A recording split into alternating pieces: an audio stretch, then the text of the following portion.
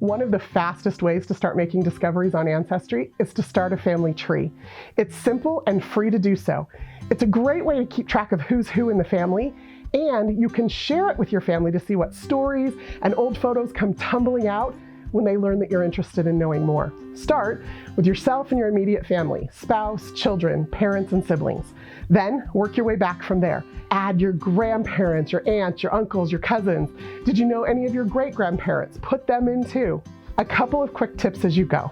1, always enter women into the family tree by their maiden name only. And 2, if you don't know an exact date or place when someone was born or died, it's okay to guesstimate. That's it. That's all there is to starting a family tree on Ancestry. Once you've done that, Ancestry will search our collection of more than 27 billion records to see if we can find your grandma's yearbook photo or grandpa's World War II draft card. If we do, we'll let you know. And that's Genealogy in a Minute.